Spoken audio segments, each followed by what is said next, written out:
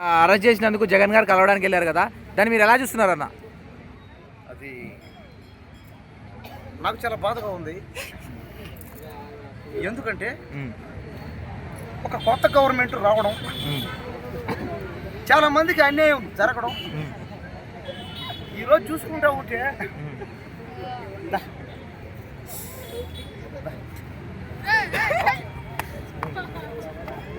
మనం చూసుకోవచ్చు అన్నమాట. ఇది వల్లభనేని వంశీ ఇదంతా కూడా ఏంటంటే ఇది ప్రతిపక్షం చేసే కుట్ర ఇది. పైగా మనం చూసుకోవచ్చు అనమాట రకరకాలుగా. ఎందుకంటే కొందరు మనుషులు పేద ప్రజల కోసం బతుకుతారు.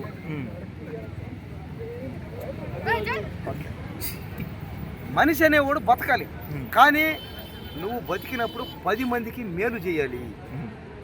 10 మందితో కష్ట సుఖాలు పంచుకోవాలి. రాజకీయం అంటే అసెంబ్లీకి రాకుండా, అంటే ప్రజల గురించి మాట్లాడకుండా ఒక క్రిమినల్ కోసం జైలుకి వెళ్ళడం ఎలా అనిపించింది అన్న?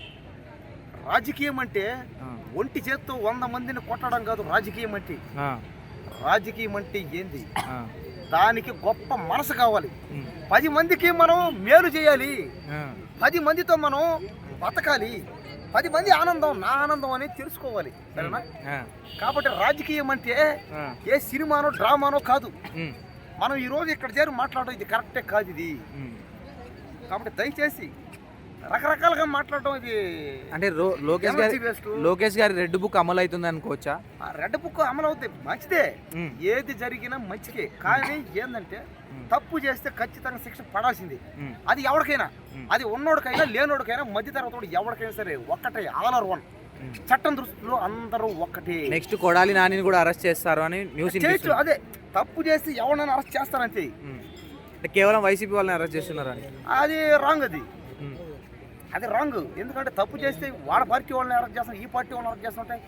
తప్పు చేస్తే ఎవరైనా అరెస్ట్ చేస్తారంటే అది కాస్త వెనక ముందు అవుతాయి.